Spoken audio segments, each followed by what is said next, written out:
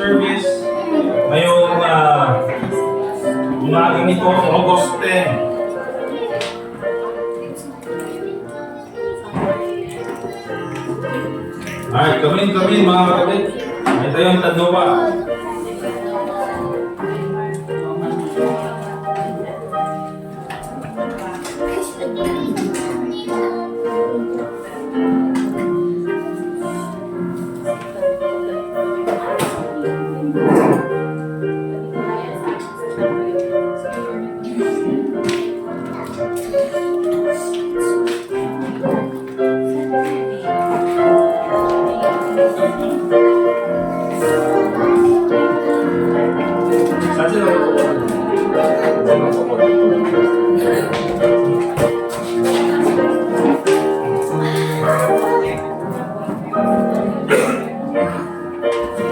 Alright, let's all stand up please mga kapatid. Tayo tayo lahat. And then we'll start our service by way of prayer. Natawagin natin si Brother Dustin para sa ating opening prayer. And then after that, we'll ask Brother RJ sa ating congregational singing. Brother Dustin?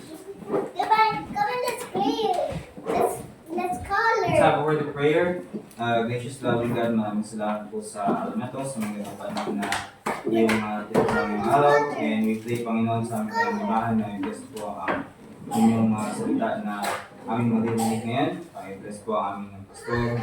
Puspuno po siya na wala na Espiritu, Panginoon, at bawat isa sa amin upang maunawa ng iyong salita. Bless din po ang opening mami at ang aming fellowship sa ngalan ni Jesus. Amen. Let's remain standing po mga kapatid and let's sing page 188, The Love of God. Page 188 po mga kapatid. Kumain po tayo lahat. Amen? Amen. Page 188, The Love of God.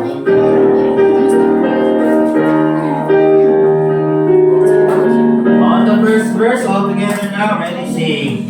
The love of God is greater far than some or man can ever tell. It goes beyond the highest star and reaches to the lowest hell. The guilty pair bow down with care. God gave His Son to win His every child irreconciled and pardon from His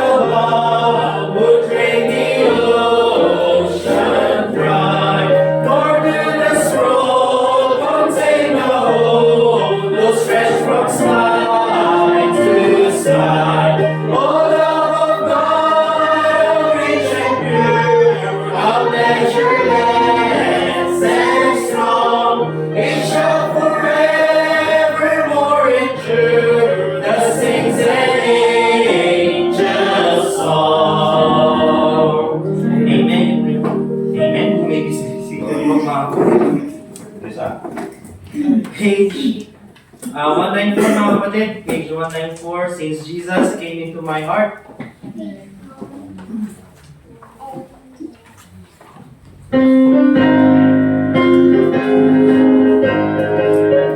On the first verse, all together now, ready to sing. What a wonderful change in my life has been wrought since Jesus came into my heart. I am not in my soul, for which long I have sought, since Jesus came into my heart. Since Jesus came into my heart. Since Jesus came into my heart. Floods of joy o'er my soul like the sea billows roll. Since Jesus came into my heart, I have ceased from my wandering and going astray. Since Jesus came into my heart, and my sins which were many are all washed away. Since Jesus came into my heart. Since Jesus came into my heart. Since Jesus came into my heart. Floods of joy o'er my soul like the sea billows roll. Since Jesus came into my heart, I must test all the hope that is steadfast and sure. Since Jesus came into my heart, and no dark clouds of doubt now my pathway obscure. Since Jesus came into my heart. Since Jesus came into my heart. Since Jesus came into my heart. Floods of joy o'er my soul like the sea billows roll. Since Jesus came into my heart. Last verse. I shall go there to dwell in the city I know. Since Jesus came into my heart. And I'm happy, so happy, as onward I go. Since Jesus came into my heart. Since Jesus came into my heart. Since Jesus came into my heart. Floods of joy o'er my soul like the sea billows roll. Since Jesus came into my heart. Amen. Yung mga birthday celebrants natin ngayong month of August. And si Proverbs sana, and then si Raymar, kaso may sakit si Luke. Alright, pero ang ating ang present ngayon is si Alea. Nasaan si Alea? Leah.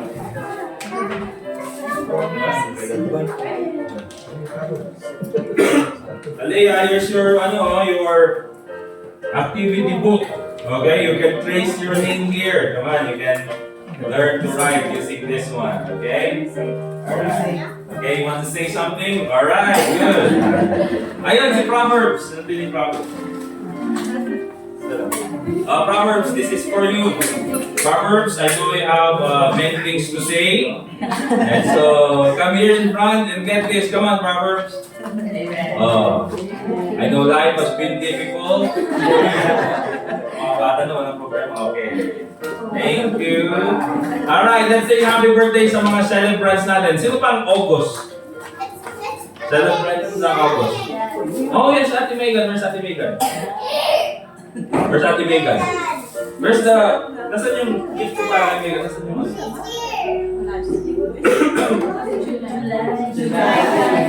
Ha? July. You're July. Oh yeah. But we have a gift for you. We're not here on July. Where's the... Si Meg, nasaan? Where's yung... Ay, nandun pala. Kantahan daw natin. Naka-eco bag yung dalawang plastic.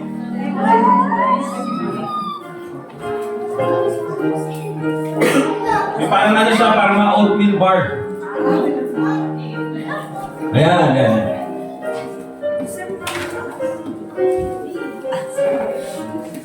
We have the token, but Megan, this is for you. Happy birthday. That's for July. Wait. Okay, meron pa ba yung mga celebrants ng July? Sana pala. Meron pa celebrants ng July? Wala na. Okay. Let's sing happy birthday sa celebrants natin na present ngayong umaga ito. Let's sing Merry Christmas. Alright, all together. Happy birthday to you.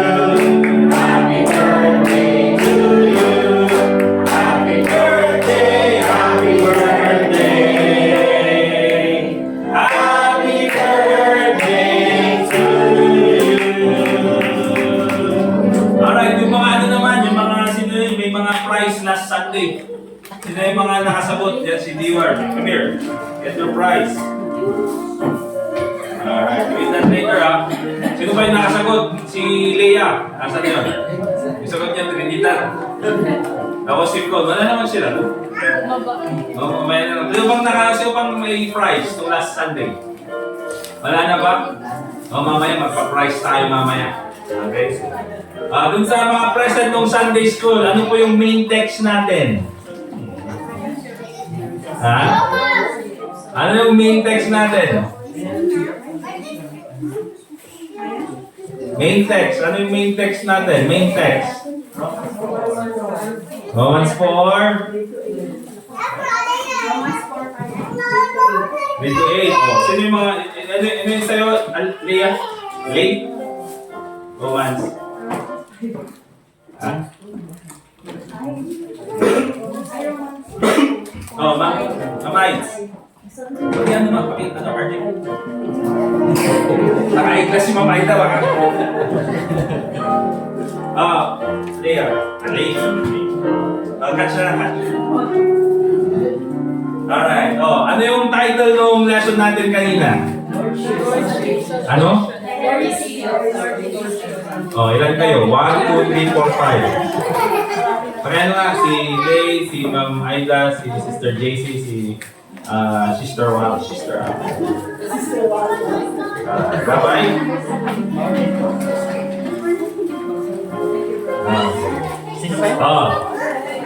Ano yung ulam ko kaninang umaga? Ha? Hindi ako kumakain, mga kapatid. Umaga. Mark Jason, talam, diet ka rin. Alright, nakas natin ako yung luto. Alright, hindi po yung kasali sa program natin. Alright. Dako po tayo sa mga announcements natin. Alright? Makinig. Yung mga bata muna. Yun sa mga bata, meron pong mga coloring, coloring materials nasa upuan. Okay, pwede nyo kunin, tapos ilagay nyo dyan at pwede silang magkulay. Okay?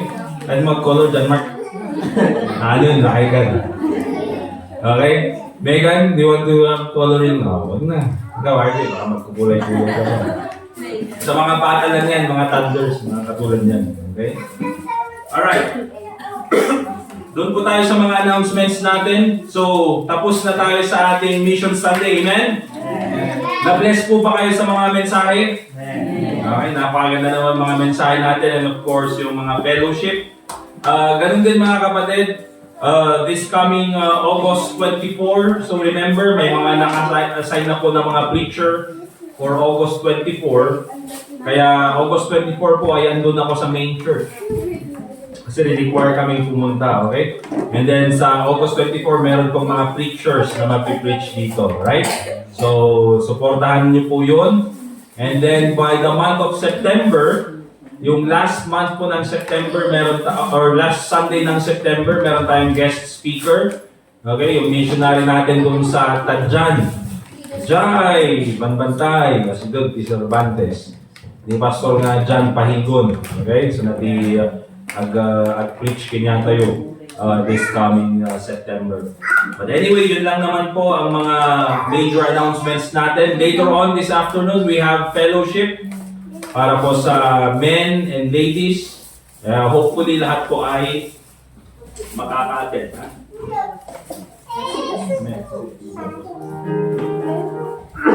Alright, so yun po yung mga announcements natin. Ito po mga kapatid, i-announce ko na para mas ma-encourage naman tayo. Since medyo naging okay naman yung ating missions giving, and very important na maging consistent tayo, amen? Amen po ba mga kapatid? Okay, so I think it's a good decision na i-include natin sa ating missions program yan si Ma'am Aida at saka si Ma'am Elsa. Kasi ito mga kapatid na nga rin, paragi siya naglalakwat siya sa iba't ibang lugar para makapag-reach out sa mga bata. Kaya, yun naman po mga kapatid, mission work. Kaya, idagdag natin sila doon sa ating missions program. Amen? So, monthly po ay meron silang matatanggap sa SSS. Yun na yung ano? Yun na i-convert na lang natin doon. Hindi, joke lang. Na may dagdag lang. Konti lang naman at saka yun naman mga kapatid, knowing sila Ma'am Aida at saka sila Ma'am Elsa, gagamitin nila yung para sa mga bata rin. At least, alam mo yun, parang maging katuwang talaga tayo sa gawain nila. Hindi lang parang ni-represent nila tayo, but at the same time, nakakatulong din tayo sa pag-reach out sa mga bata. Amen? So, let's be consistent pa doon sa ating pagbibigay sa missions. Amen po mga kapatid? Alright, so very nice. Okay, let's go ahead and have one more song. Pagkatapos po niyan, dadako na tayo doon sa ating preaching ngayong umagang ito. And of course, thank you Brother Ram at nakarating ulit si Brother Ram. Okay? Where are they please? Let's open our songbooks po mga kapatid.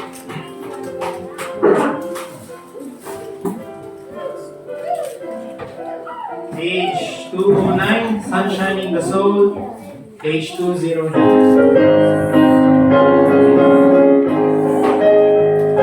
On the first verse, all together now. There is sunshine in my soul today, more glorious and bright than those in any earthly skies. For Jesus is my light. Oh, the sunshine, blessed sunshine, when the peaceful, happy moments roll. When Jesus shows His smiling face, there is sunshine in the soul. There is music in my soul today, a carol to the King. And Jesus listening and hear the songs I cannot sing. Oh, there's sunshine, blessed sunshine, when the peaceful, happy moments roll. When Jesus shows His smiling face, there is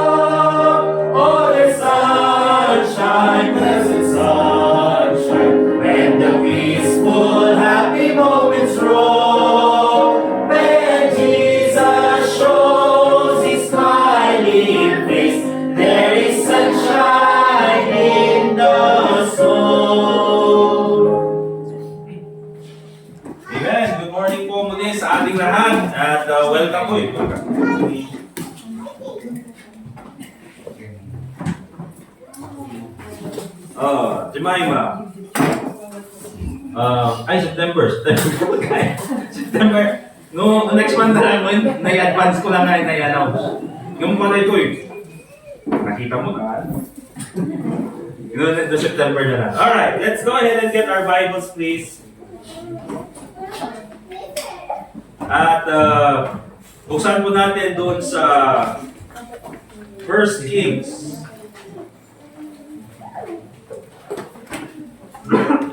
Buksan po natin yung 1 Kings.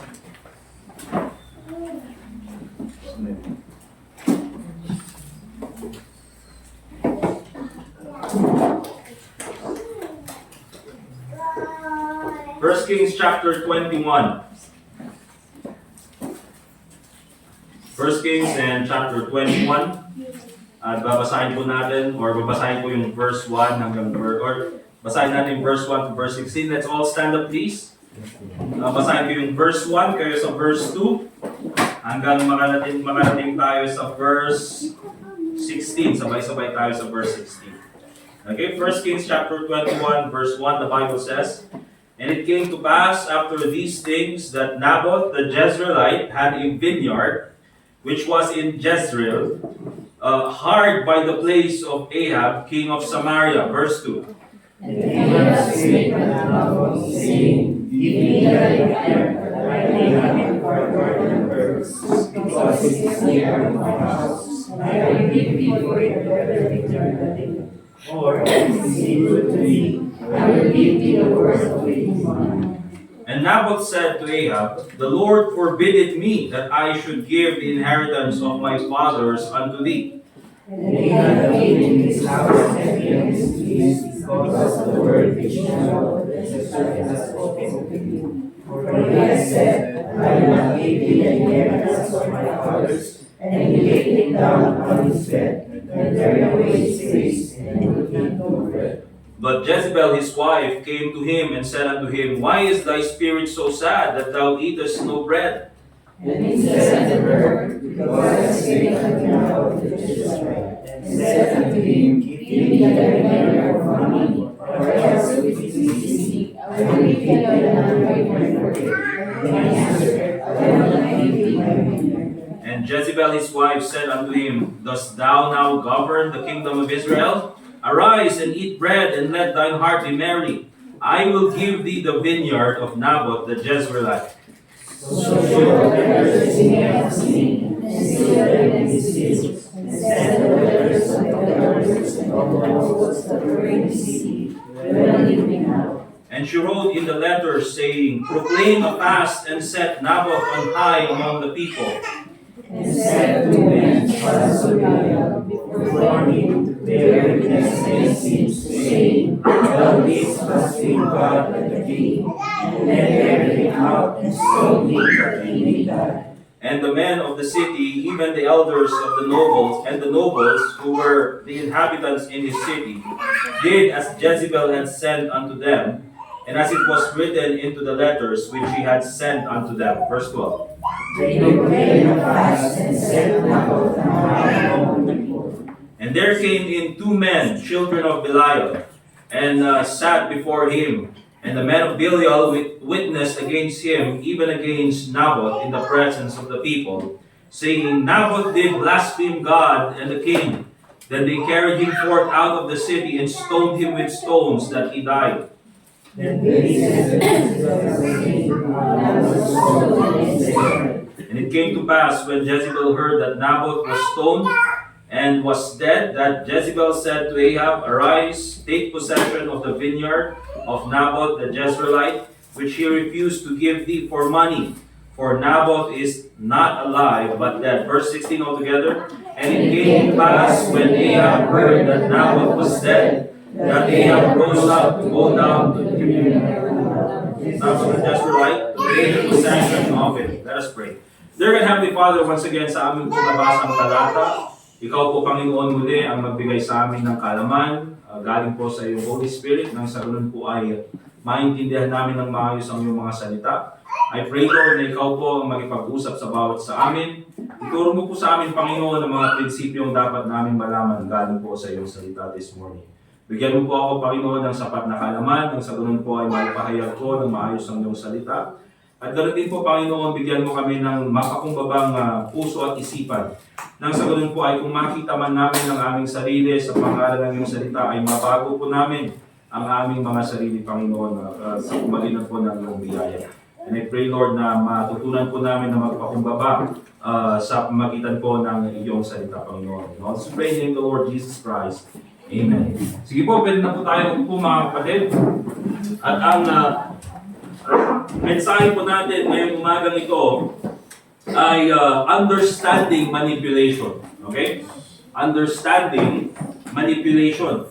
Intindihin po natin para mas maintindihan natin ang tinatawag po natin na manipulation or pagmamanipula ng ibang tao para makuha nila yung gusto nila. Okay? So yun po. Manipulation, mga kapatid, ito po yung paggamit ng kasinungalingan, paggamit ng control, or pag-pressure sa isang tao para makuha mo yung gusto mo at the expense of truth.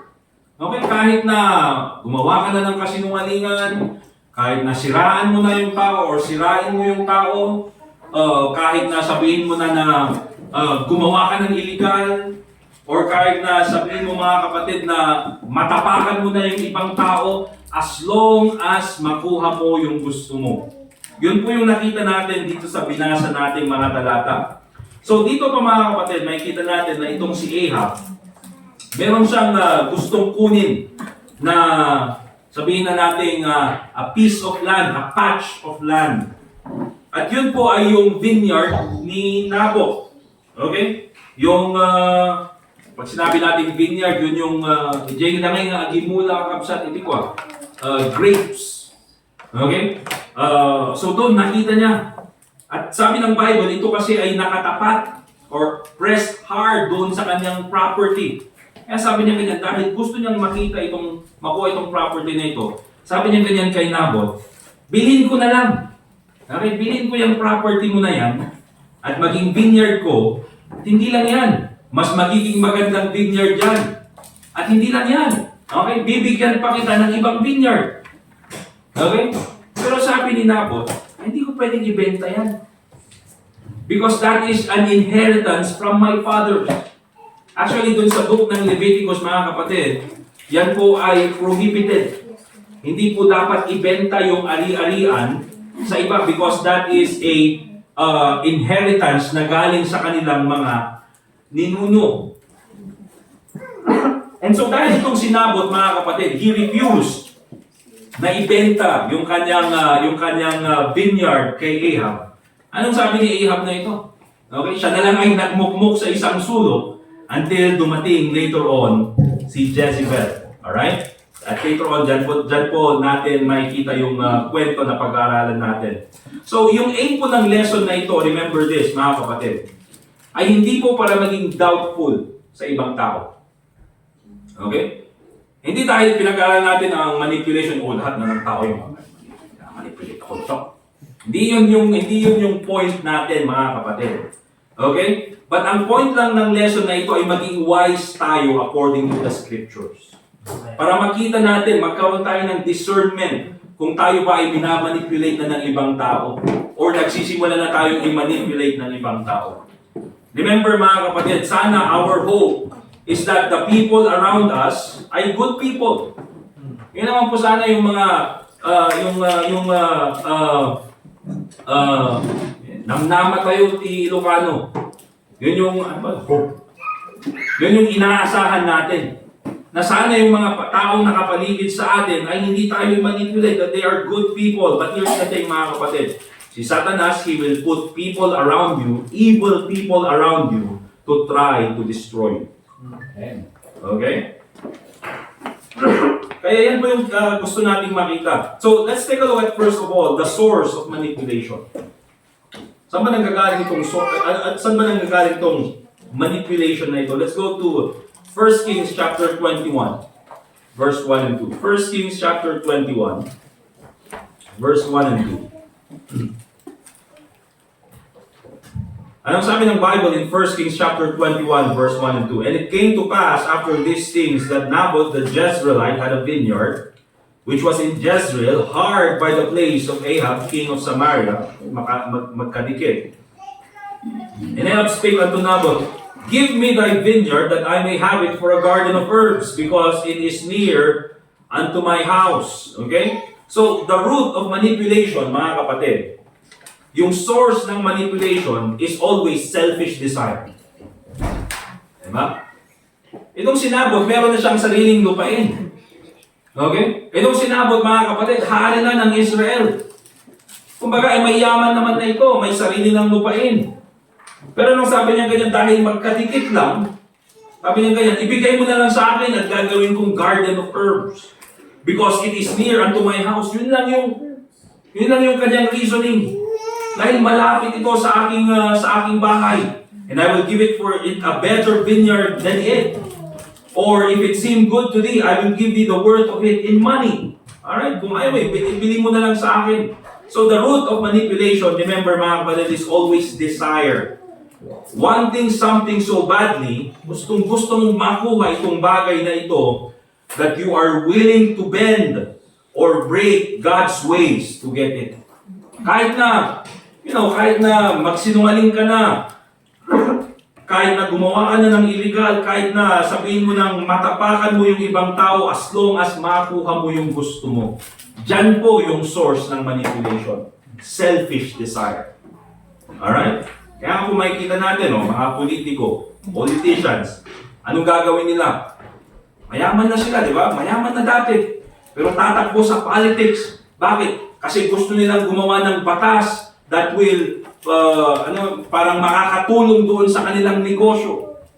Alright, politicians, bending the law for their own benefit. Kung hindi man para sa kanilang benefit, yung kanilang sariling negosyo. Alright? Kaya dyan makikita, di ba? Mayaman na dati. Nung naging politiko, mas lalo pang yumaman. Alright? Ano pa, mga business people. Minsan, anong gagawin mo? Punta ka sa palengke, di ba? Sapa, parbangon na kasi. Kakatay ka pa eh. So pagka gumata, pogi, dito, gumata ka pero. Pogi. Sikamod, gaputa pogi. Ganda, bili ka dito. Dahil ikaw naman, ganda daw ako. Magkano. Nung manamad nga kasi. Using flattering words. Hindi naman totoo na maganda ka. Hindi ka naman totoong pogi. Kinaw, kakatay ka garot, guwapo ka. Woke up this way. Ano pa? Minsan mga kapatid, kahit mga bata or kids, ano gagawin nila? Magsisinungaling sa mga parents para lang makuha yung gusto.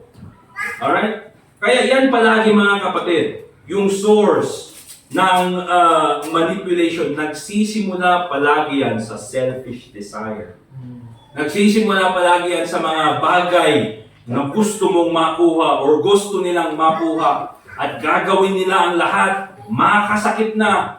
Okay? Masira na yung kanilang reputasyon. Masira na yung relasyon as long as makuha yung gusto nila.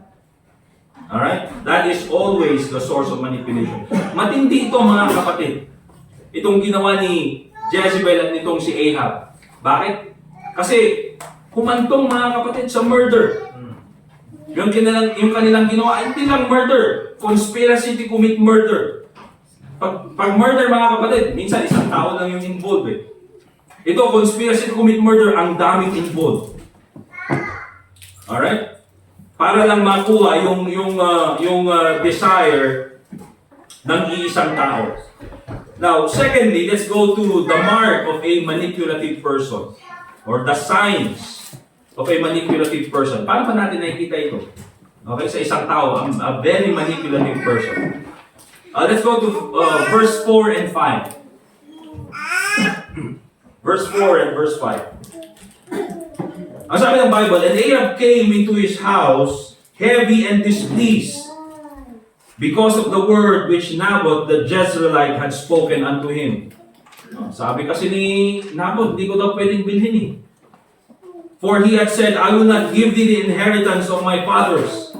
At tignan nyo, nung ginawa ni Ahab, and he laid him down upon his bed, and turned away his face and would eat no bread. Okay? So napanidya kwarto na, napanagap-apos, di ba? May kamangalan, balik kamangan! Di ba? Napanidya. Kasi nga, hindi niya makuha yung gusto niya. Di ba minsan mga kapatid, ganun yung mga bata, pag hindi makuha yung gusto, ay, apa ni Jay, apa nagduli na panagap-apos si Jisuli. Ganito ang ginawa ni Ahab mga kapatid. Remember king na ito ng Israel. Pero yung makita nyo, di pa naggargaraw na, di pa nagkasastana, parang hindi pa siya mature. Diba, kaputahan na maala, di kayat na. Napan nagkumot, di ti kama na, sa doon napan na pinarparigat ti bagina.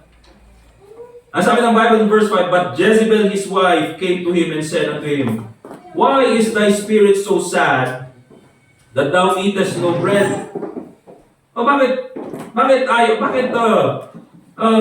ganyan ka na ayaw mong kumain? So kung titignan po natin dito mga kapatid, dito po magsisimula yung manipulation. Okay? Ang mark ng isang manipulator is this: very controlling. Okay? Very controlling. Hindi lang controlling very controlling. Kahit na nga makontrol ang amin. Aming nagaraw mo. Amin. Diba? Kontrolado ang amin. Very controlling. Tingnan niyo yung nangyari dito. Anong ginawa ni Jezebel? Nung nakita niya yung weakness nitong si Ahab, diba? Dahil hindi niya makuha yung gusto niya, napunta nagbukmok sa isang lugar. Anong ginawa niya? She sensed that weakness and she exploited that weakness to take control. Okay? Tatan, nagrugi nga control nan. Alright? And then, anong sumunod? She presented herself as the solution to Ahab's frustration. Dun sa verse 5, sabi niya, Jezebel, his wife, came to him and said, why is thy spirit so sad that thou eatest no bread? Okay, ako na lang ang bahala dyan. O ano pang nangyari?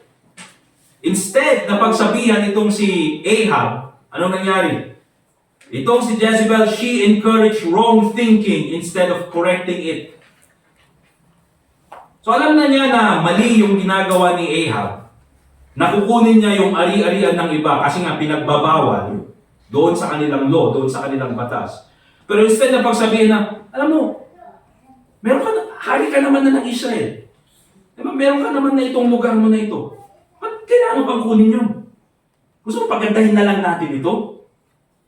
Diba? Pero ang sabi niya, sige, akong bahala. Alright?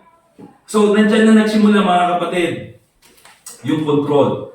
Kaya, I will just give you some notes para mas maintindihan po natin, okay? Remember this, mga kapatid. Hindi lahat ng mga taong gustong tumulong sa iyo ay may tamang motive. Okay? Hindi lahat ng mga taong gustong tumulong sa iyo ay may tamang motibo. Yung iba, tutulong sa iyo so that they can control you. Minsan kasi, especially sa atin, meron tayo yung mga Pilipino, di ba, yung concept ng utang na loob. Kahit na nag-thank you ka na. Pag thank you na, tama na yun. Kasi tumulong ka, di ba? Pero minsan yung thank you, nag-thank you ka na, pero after 3 years, ising-singir na pa lang. Ako malaki, inortar na mga kailik. Di ba? Pag ayaw mong pumayag sa gusto nila, isingir na nga isingir. Alright? Kaya hindi po lahat ng gustong tumulong sa inyo mga kapatid ay may tamang motive. There are people who will help you just so they can control you. Remember mga kapatid, gusto ko ulit banggitin sa inyo na ang mensahe na ito ay para hindi po tayo mag-doubt sa ibang tao. Alright? Gusto lang natin makita yung katotohanan at magkaroon tayo ng discernment na galing sa salita ng Diyos. At makita natin kung tayo ba ay nagsisimula ng i-manipulate or minamanipulate na ng ibang tao. Okay?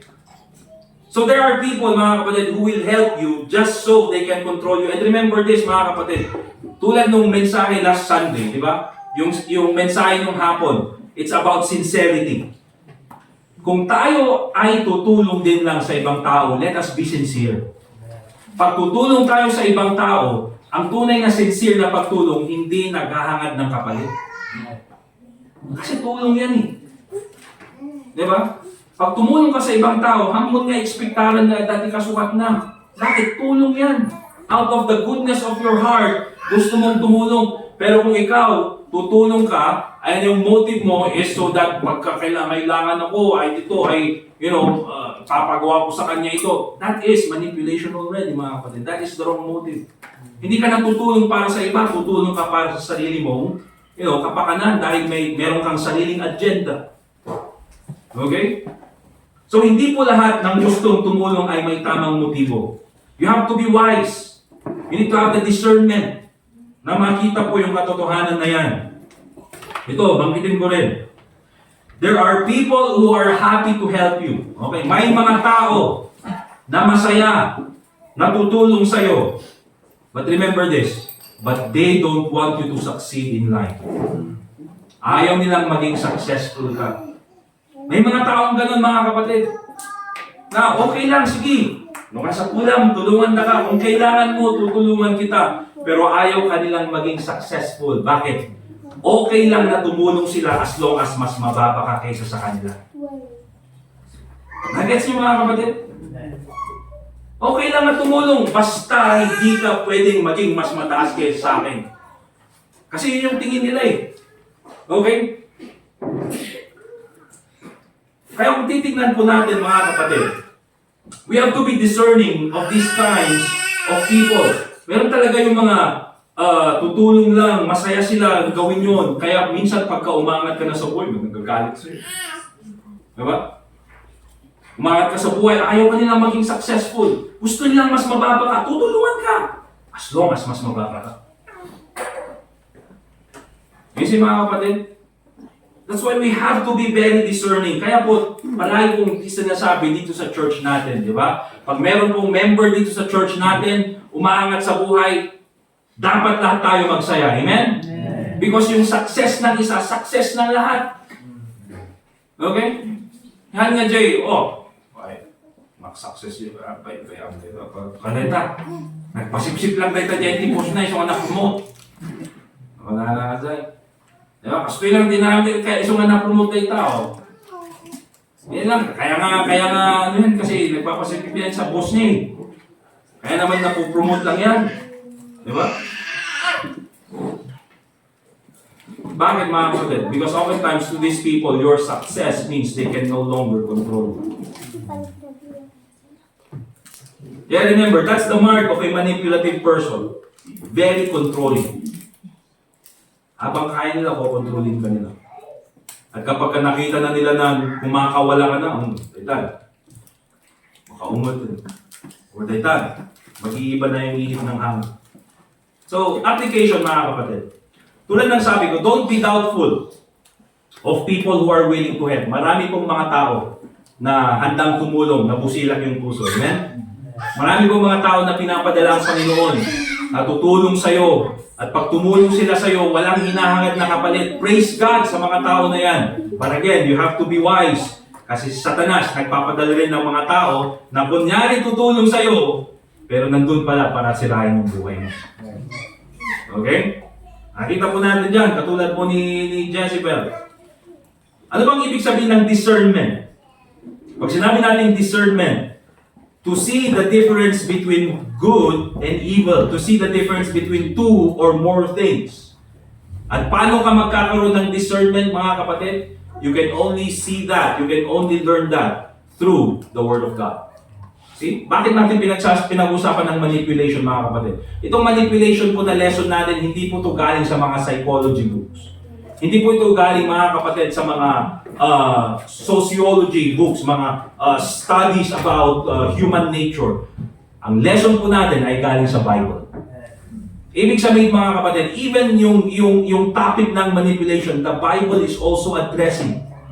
So if you want to learn more about discernment, makita mo kung minamanipulate ka ng tao or kung sinusubukan kang i-manipulate ng tao, you need the scriptures. You need the Bible. Okay? You can have discernment through wisdom from reading God's Word and through prayer with the leading of the Holy Spirit. Kaya every time po mga kapatid, sa ating mga panalangin, let's ask for wisdom from God. Para makita po natin, magkaroon tayo ng discernment. Okay? Now, pangatlo, so nakita natin kanina the source of manipulation. Secondly, the sign of a manipulative person. Number 3, the strategies of a manipulator. Ano ba yung mga strategies na ginagawa ng isang manipulator? Ano yung kanyang mga strategies dito kami?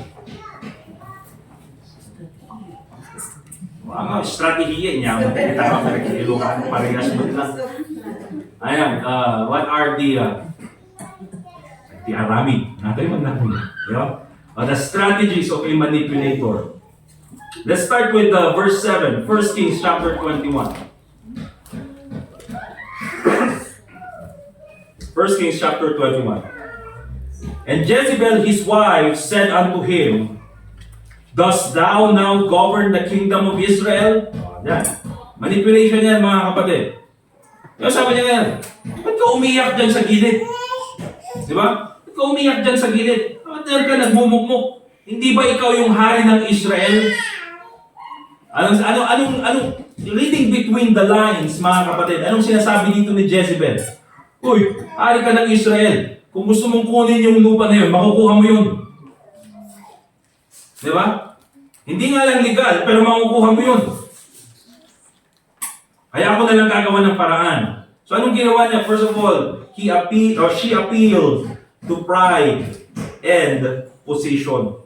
Okay? Sinabihan niya itong si Ahab, di ba ikaw yung hari ng Israel? Bakit ka nandyan at nagmumukmuk?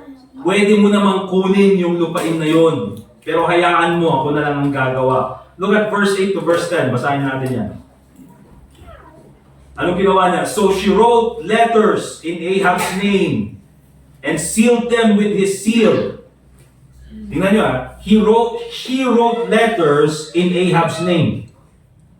Nagsulat siya, pero yung ginawa niyang author, although siya ang nagsulat, pero ang nilagay niyang author, I see Ahab.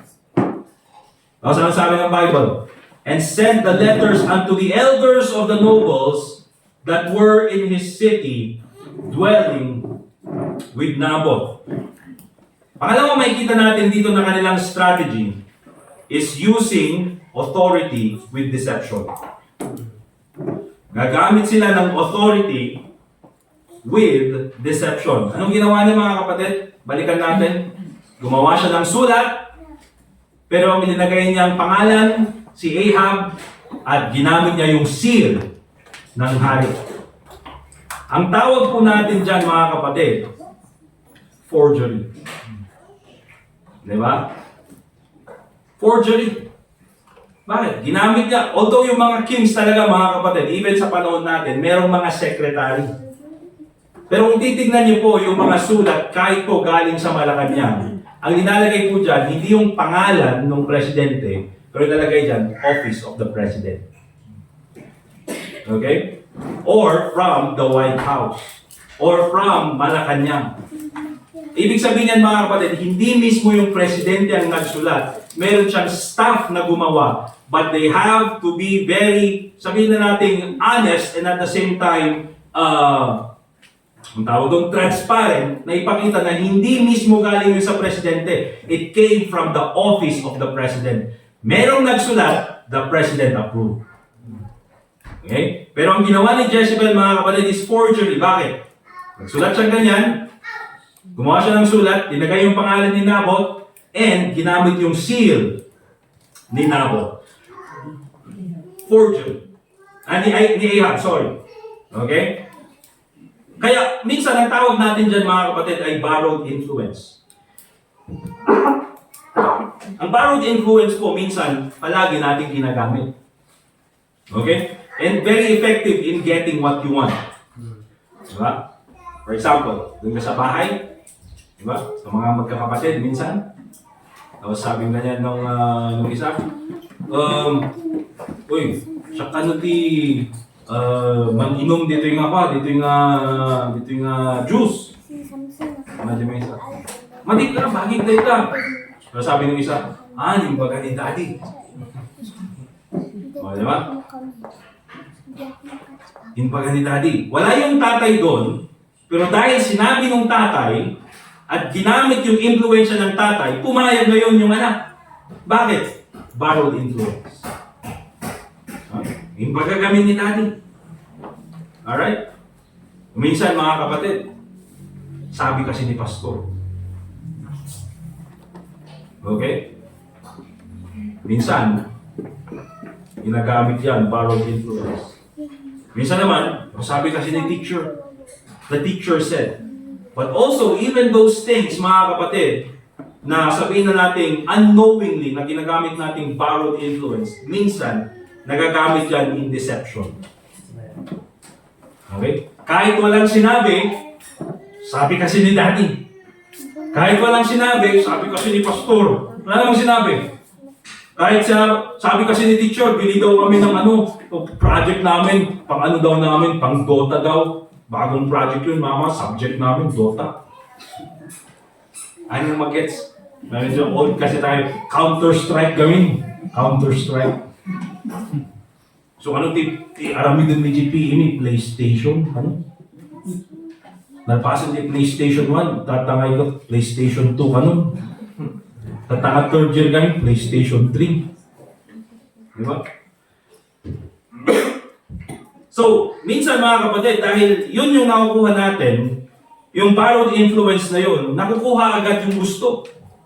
Palagay, katulad ng ginawa dito mga kapatid ni Jezebel, na maraming naniwala sa kanya. Bakit? Because gumawa siya ng letter under the name of Ahab.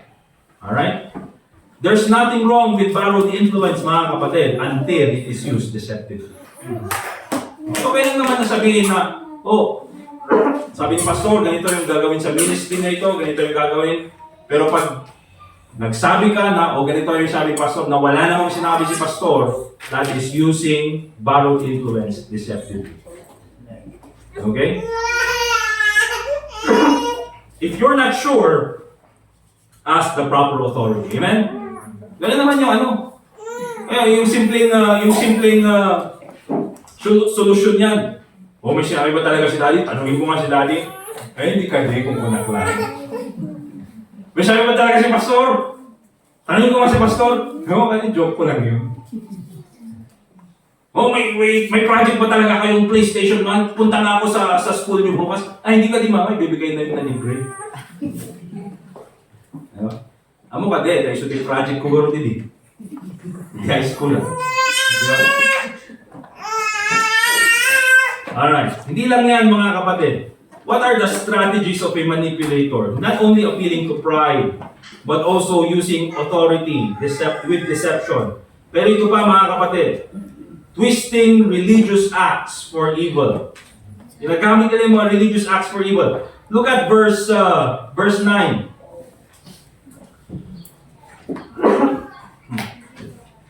Ano nangyari? And she wrote in the letters na ipapadala niya, saying, proclaim a fast and set Naboth on high among the people. Proclaim a fast. Yung fast mga kapatid is yung fasting. Yung fasting na yan mga kapatid, ginagawa in holiness. Dito sa Bible. Okay? This is supposed to be a religious ceremony. Alright? Pero itong si Jezebel, mga kapatid, anong ginawa niyang ganyan? Sige. Mag-proclaim kayo ng fast is a religious ceremony. So anong isip ng tao? Religious ceremony ito. Siguro maganda itong gagawin natin na ito. Ano ang sabi niyang ganyan? Gawin yung bida si Naboth. Set Naboth on high. Gawin natin bida itong si Naboth. Alright? So anong ginawa niya mga kapatid? She used this, sabihin na natin, religious event to plot murder. Diba? Nakakala ng mga tao, gumagawa lang sila ng religious event, Pero sa likod nitong si Jezebel, tagayang plano na ipapatay di may isa. Gawin nating bida. At yung bida na yun, ipapatay natin. O yung ipapatayin ko. Siyempre, dahil pagbaga. Kaya sunod maging plano. Okay? Note mga kapatid that many forms of manipulation happen inside the church. Marami pong form ng manipulation nangyayari inside the church, especially sa mga false churches. Kung sa tunay nga na iglesia ng Panginoon, nangyayari yan. Even outside the church, nangyayari po yan. Even sa mga kulto, mas lalo na mga kapatid. Okay? Kaya pala yung sinasabi nun, even sa young people natin noon, mga kapatid. Kahit na sabihin na natin, remember this, mga young people, ha? There is no reason why na magme-message sa'yo ang isang lalaki na may asawa na. Okay? Or later on, may pagkita, mag-fellowship lang tayo. Fellowship.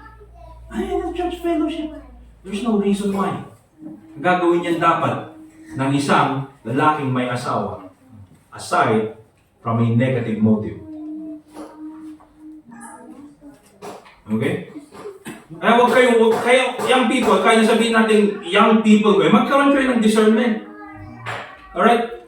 Kaya mag-fellowship daw kami. Sa Burnham. Burnham, pailat mo.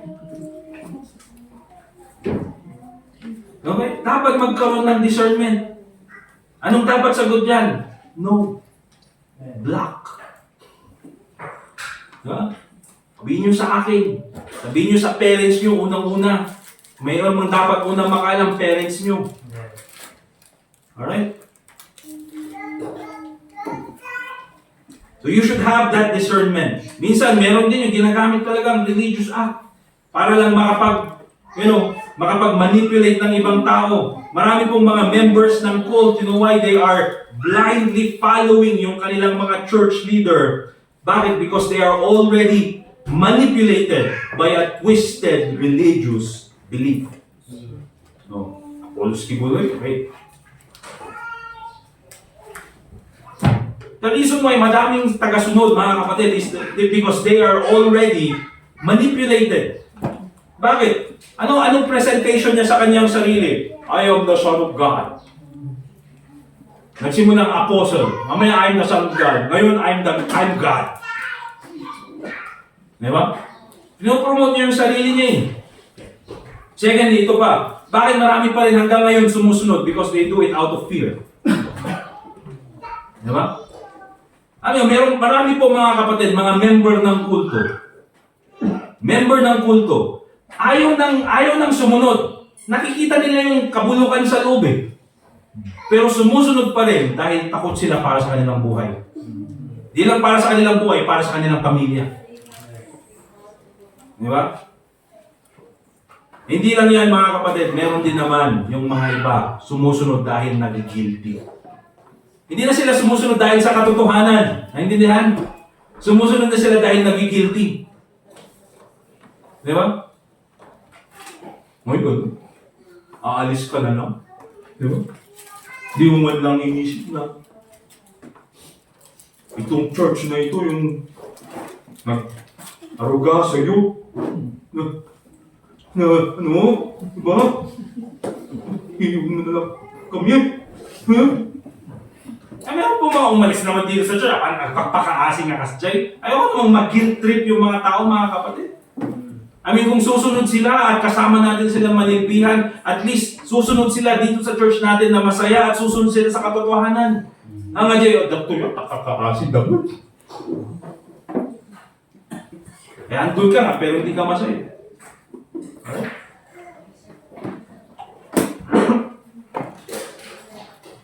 Kaya it's very important mga kapatid that we as believers, we must be aware of the things that we do inside the church. At hindi lang yan mga kapatid, why do we do them?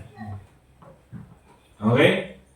Bakit meron tayong preaching ng salita ng Diyos? Okay? Bakit meron tayong mga giving? Alright? There should be a reason behind it. There should be a biblical principle behind it.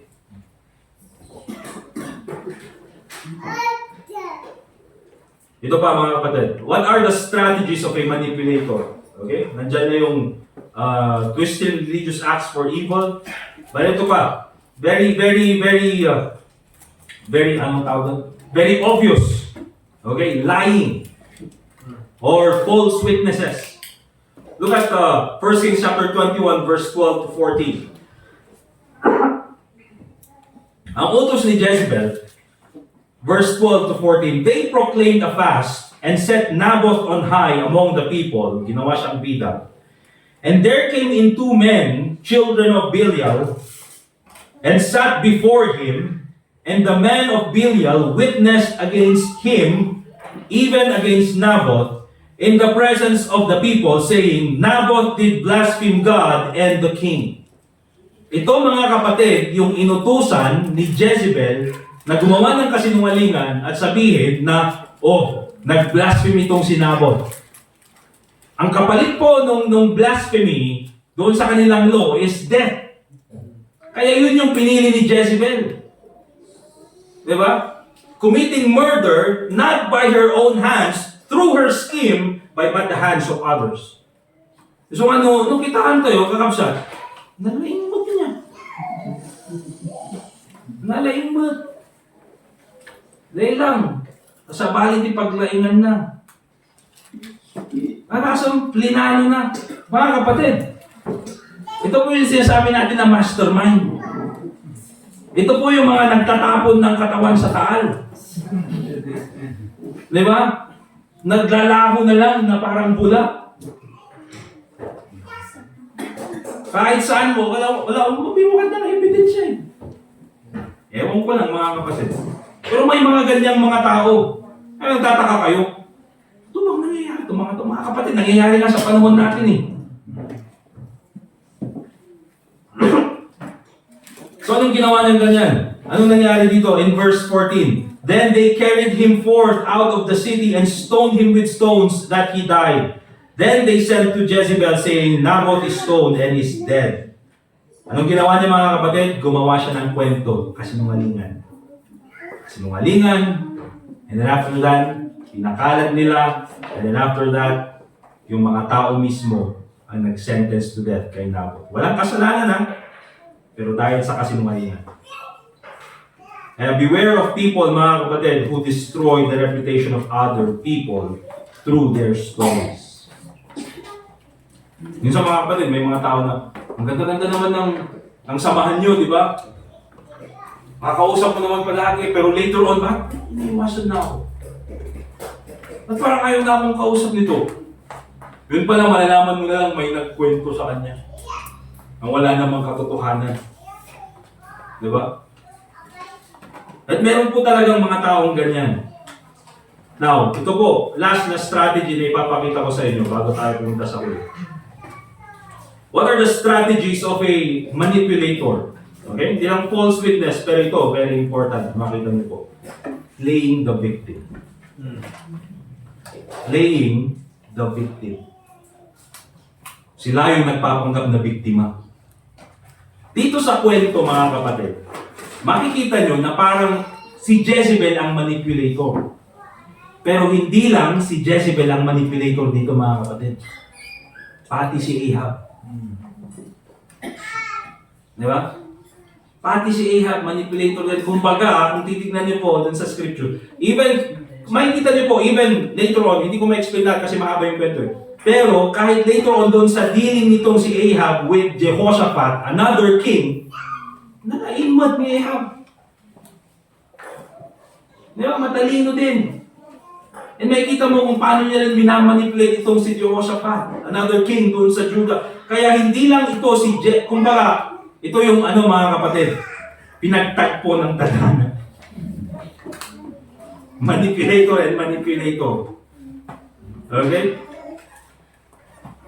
Pero isa sa mga ginagamit talaga ng mga manipulator na strategy, pag hindi na nila makuha yung gusto nila, or later on kapag ka napapansin mo napapansin nila na umaalis ka na sa kanilang control, they play the victim. Parang sila patuloy yung biktima. Okay? Bakit mga kapatid? May kita nyo doon sa binasa natin kanina. Nung itong si Ahab, balikan natin doon sa verse 5, verse 4 and 5. And Ahab came into his house heavy and displeased because of the word which Naboth the Jezreelite had spoken unto him. For he said, I will not give thee the inheritance of my fathers. And he laid him down upon his bed and turned away his face and would eat no bread. Okay? Yun yung ginawa ni Naboth. Hari yan, ha? Okay? Nakakala natin parang ba't ganun yung asta niya. But I believe, mga kapatid, that's a form of his manipulation. Nung itong si Ahab, hindi niya makuha yung kanyang gusto, he started to hurt himself. Anak mang mga umaalagi kaya ko. He started to hurt himself to attract the attention of others. And then, ipakita na siya yung biktima. Kawawa naman, hindi niya makuha yung gusto. Tulungan niyo na natin, ibigay niyo ng gusto. Diba? Kaya playing the victim, mga kapatid, yan po isa sa mga strategy ng mga manipulator. No? Pag hindi nila makuha yung kung ano yung gusto nila, ipapakita kakaasin doon din. Alright? Nang sa ganun ay mapunta ka sa kanya yung simpatsya. Kaya minsan ayaw kong gamitin mga political minsan ng mga illustration. Makikita niyo mga kapatid, minsan kung sino pa yung mga politiko na matataas sa posisyon na lilitisin sa korte, biglang mamaya naka-wheelchair na. Kawawa naman! Kawawa naman! Magpapakapasobrahan niya yung man. Huwag niyo lang ituloy yung kaso, kawawa naman. Mga kapatid, minsan, manipulation, ginagawa harap-harapan sa mga tao, ginagawang bobo yung mga tao. Minsan, ganun yung manipulator, ang tingin sa ibang tao, bobo. Diba? Hindi alam na obvious naman yung ginagawa. Playing the victim. Anak ko pinansin niyo yung crush ko. Bakit matakahon? That's baby.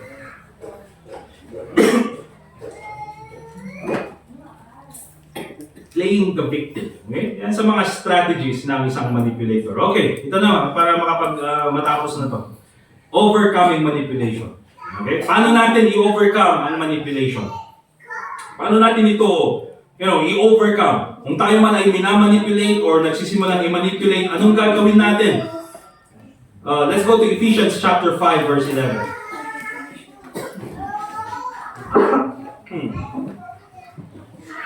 Ephesians chapter 5 verse 11. Anong sabi ng Bible? And have no fellowship with the unfruitful works of darkness, but rather reprove them. Okay? Paano mo may overcome ang manipulation kung ikaw ay minamanipulate? Okay? You overcome manipulation by refusing to participate in that lie. Okay? Refuse to be manipulated kahit na pinipressure ka nila because of their authority or even because of their friendship. Bakit mga kapatid? Because kung na-realize mo you're being manipulated and you still allowed yourself to be manipulated, you will be in a deeper trap. Marami pong mga tao hindi makaalis sa lugar na sila ay minamanipulate. Bakit? Masyado nang malalim. Okay? Hindi na sila makaalis.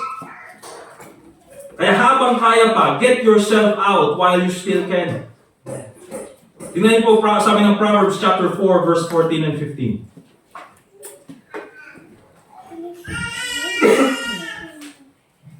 Ano sabi ng Bible? For example, nakita mo na minamanipulate ka, nakita mo na nagsisimula ka nang i-manipulate. Sabi ng Proverbs chapter 4 verse 14 and 15. Enter na! Nakita mo rin, dahil tayo ruangan ni, danger, manipulative. Ay, tayo ano? Para enter na. Enter not into the path of the wicked, and go not into the way of evil men. Avoid it. Pass not by it. Turn from it. And pass away. Matay ka. Pass away. Labasan mo na. You know what, mga kapatid? There's a reason why some people cannot get away from a manipulative person or a manipulative environment. You know why? It's because they allowed themselves to be in that situation. Nayaan nila, binabayan nila. With the time. Avoid the company of manipulators. How do you overcome manipulation? Avoid the company of manipulators. Kahit na hindi kami na-manipulate, pero kung alam mo manipulative yung tao, adaywang, apaya, maadal mundo. Mamdama oray sika. And of course, ito po, pangkulit. Dalawa lang naman. Overcoming manipulation, avoid the company of manipulators. Pangalawa, let God avenge you. Hayaan mo ang Panginoon ang gumanti sa iyo. Gumanti para sa iyo.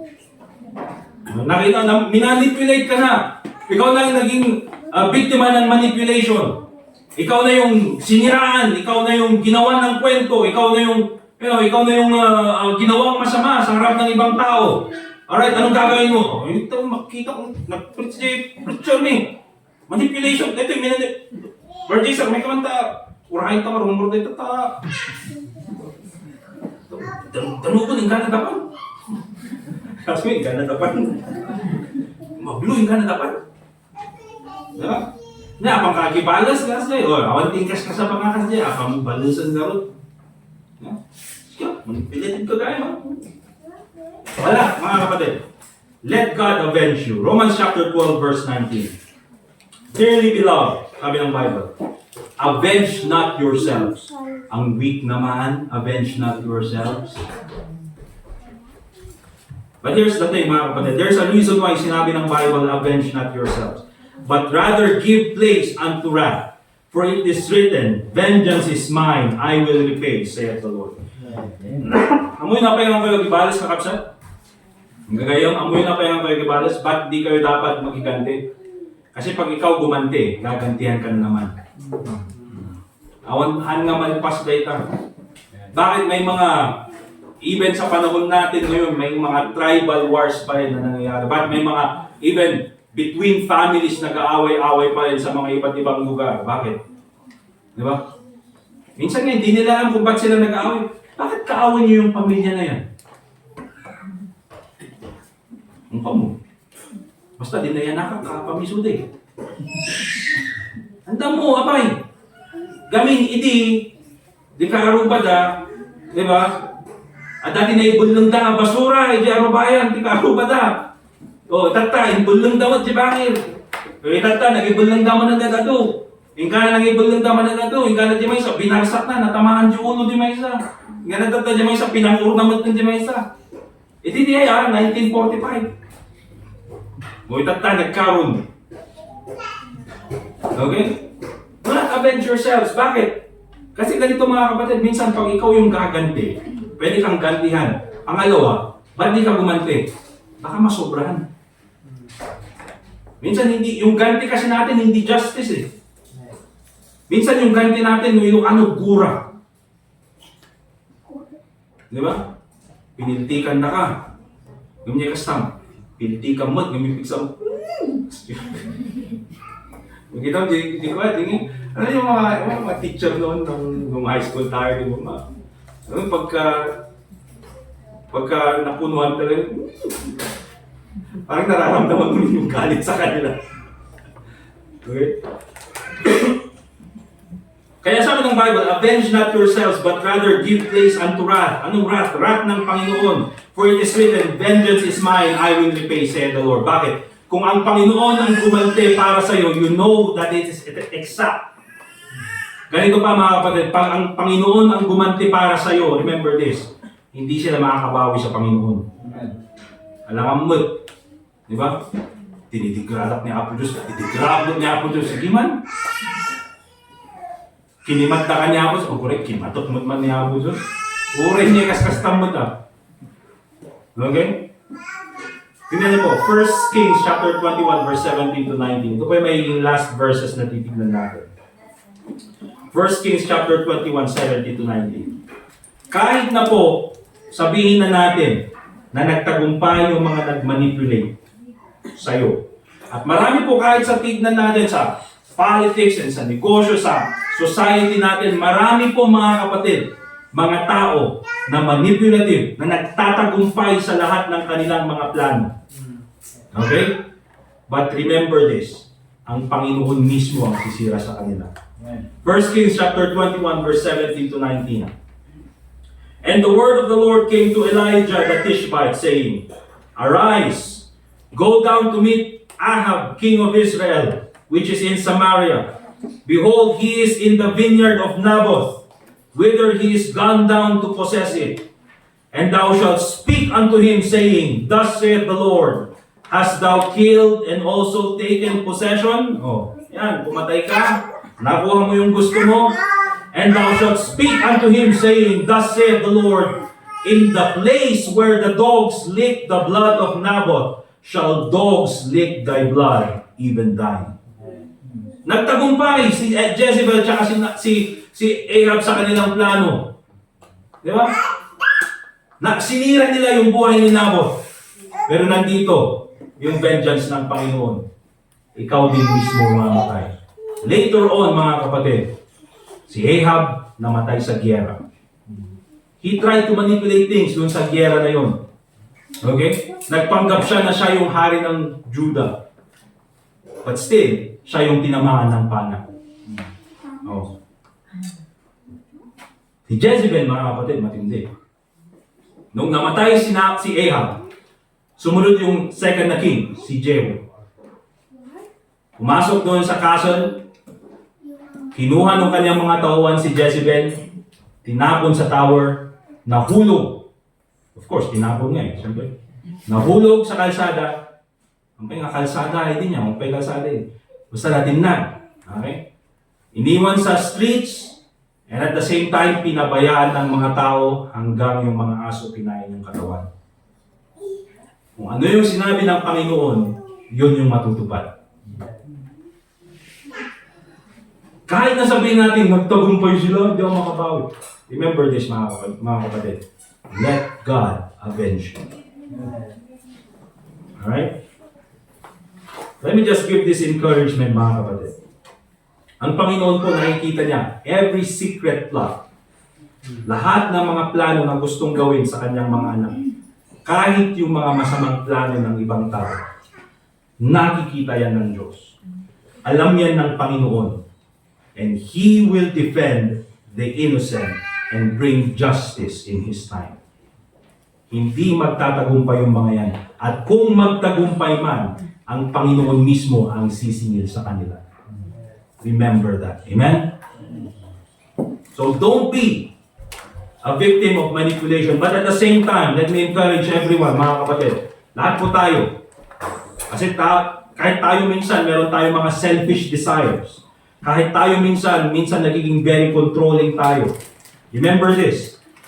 Learn to wait for God's timing.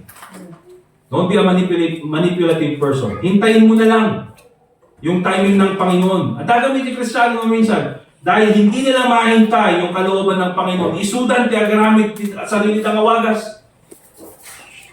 At dahil dyan, doon sila nagiging manipulative. Okay? Hindi lang yan, mga kapatid. Learn to accept God's will when He denies your wishes. Kunuhan nga inted niya ako, Diyos. Remember this, pagsaya atam no, paingan na inted. Nung ipilit mo, sige, mabalin mo nga maalam, nung isuti pa kadadaulang. And of course, remember this, you don't have to be in control. Bakit? Because God is the one in control. Ang kaso kayo nitang stress, pagkaso nga kontrol ng tibiyag sa baling na tao. Di ba? Tibiyag mo tupay nga kung kontrol, mamong makontrol. Kontrol mo pa yung tibiyag sa baling, mas stress ka. So let God be in control. Amen? You don't have to be in control. God is in control. Be not deceived. God is not mocked. For whatsoever man soweth, that shall he also reap. Amen? Let us pray. Dear God, Heavenly Father, once again, nagpapasalamat po kami sa oras na binigay niyo sa amin na kami po ay nakapag-aral muli galing sa iyong salita. Panginoon, tulungan mo po kami na magkaroon ng discernment, magkaroon po ng wisdom.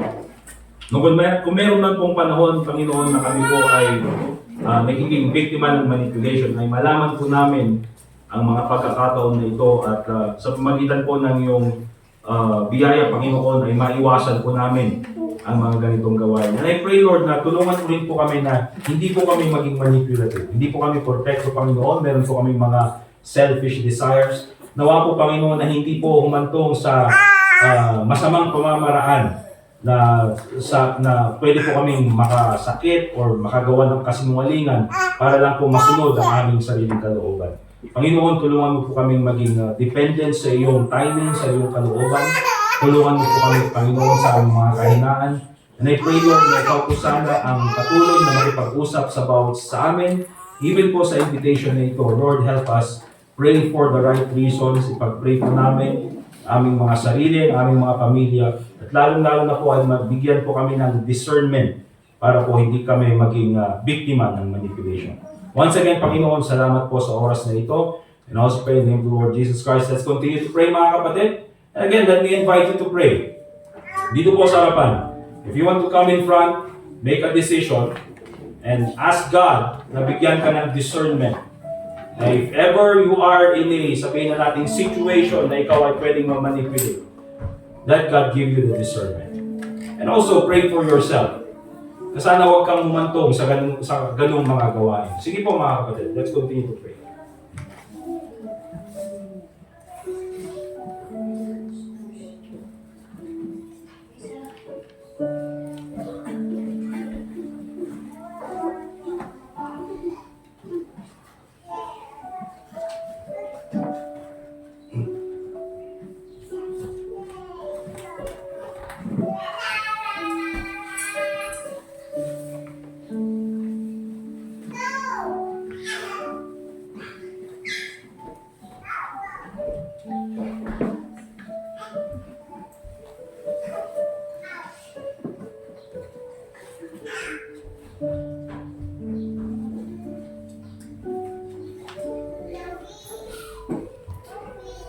Dear God, Heavenly Father, once again, we thank you for this time that we can pray. Lord, once again, we pray na ikaw po sana ang masunod sa lahat ng aming mga kalooban. Lord, we thank you also for the message that we have heard. I pray, Lord, na ito po ay magbigay sa amin ng wisdom as we continue on in our daily lives. At ganoon din po, Panginoon, as we continue to serve you, help us with discernment na galing po sa iyong banal na Espiritu. So once again, Panginoon, we thank you so much for this time binigay niyo sa amin. At pangalan mo lang po ang mabigyan ng kalwalatian. And also pray in the Lord Jesus Christ. And all God's people say? Amen. Amen. Alright, let's go ahead and i-prepare po natin yung ating mga offering. Ating mga tithes, offerings, and missions giving. Thank you, mga kapatid, sa inyong pagiging faithful sa pagbibigay. And so, tawagin po natin si Brother Edgar, at si Brother Jazer para sa ating offering. Ito yung mga ano natin, mga ahente ng DIR. Alright. Let's all stand up, please. Let's call si Sir Hector para sa ating offertory prayer.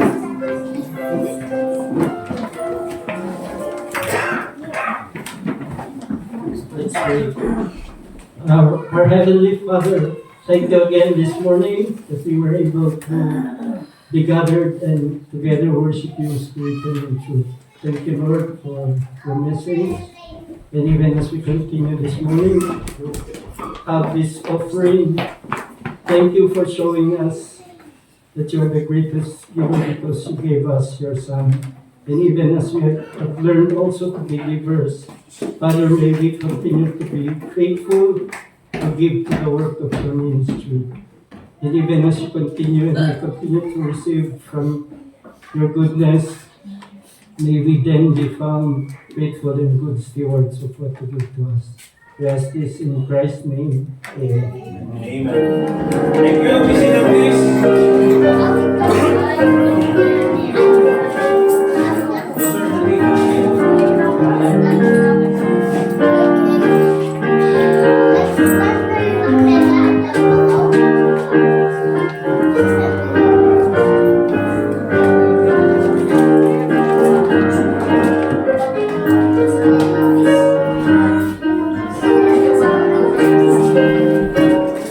Alright, so tapos na yung ating service. Pero bago po tayo magtapos, bago tayo punta sa ating closing song, meron po tayong bisita ni Brother Jude, si Alan.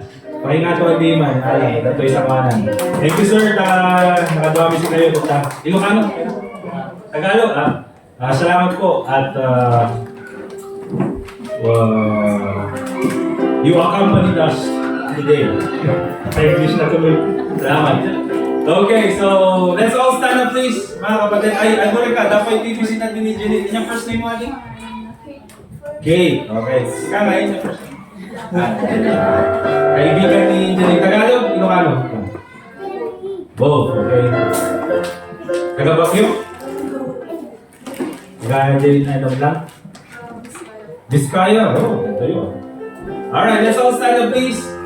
And then let's open our songbooks to song number 190.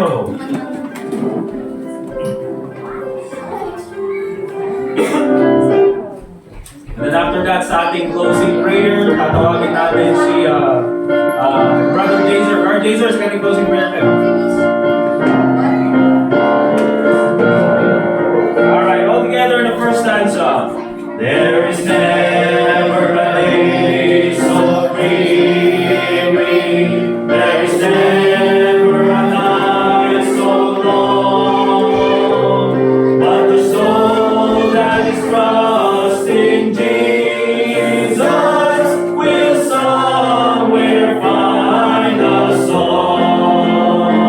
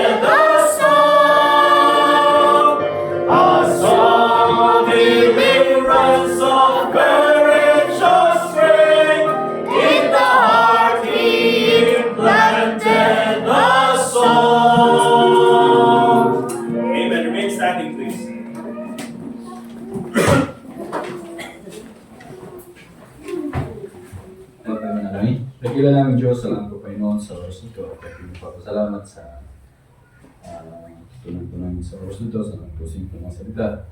At patuloy po po pala ng buhay sa Panginoon. Patuloy po kayo sa pagbuhat sa buhay Panginoon.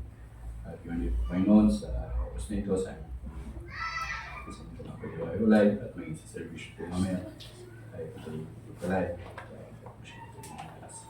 Sa undalan sa Panginoon Jesus. Amen. We're dismissed mga kapatid. Let's shake hands. Let's shake hands kayo sa visitor natin, si Alan, and then si Kate. Andun. Okay?